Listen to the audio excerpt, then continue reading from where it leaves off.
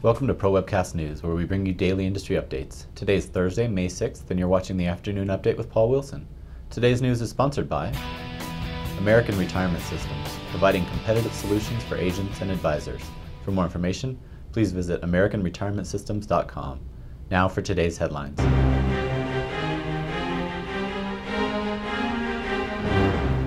U.S. Treasury Secretary Timothy Geithner told an official inquiry today that a failure to provide regulators with enough legal power, combined with the quick growth of a shadow banking system, led to the recent financial crisis. In testimony before the commission charged with investigating the causes of the crisis, Geithner said that poorly regulated non-bank financial firms had approached the same size of the traditional banking system, with $8 trillion in assets. According to Geithner, the shadow banking system was backed by short-term funds and thin cushions of resources, making it, quote, particularly vulnerable to a classic run or banking panic, unquote. He also noted that while a broad regulatory overhaul is crucial, preventing banks from engaging in some risk-taking on behalf of their consumers would cause its own problems. Quote, we cannot make the economy safe by taking functions central to the business of banking, functions necessary to help raise capital for businesses and help businesses hedge risks, and move them outside banks, unquote.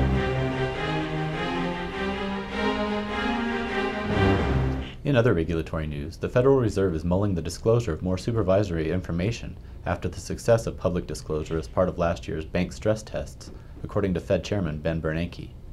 Last year's stress tests were performed on the 19 largest U.S. financial firms, and the results were then disclosed publicly, leading to concerns that weaker banks might be harmed by disclosure of the results. While some predicted that the public disclosure would backfire, Bernanke said that the test actually helped diminish uncertainty about bank losses, thus encouraging private capital back into banks. He added that while the scope of last year's stress tests were a one-time occurrence, the Fed is currently increasing its use of cross-firm horizontal examinations.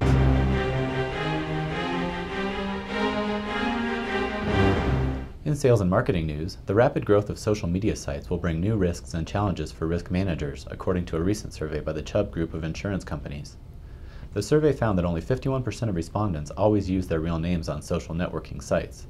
According to Kenneth Goldstein, worldwide media liability manager at Chubb, quote, Twitter, Facebook, and Foursquare have created new social media risks in an environment where many people don't know who they are talking to online, unquote.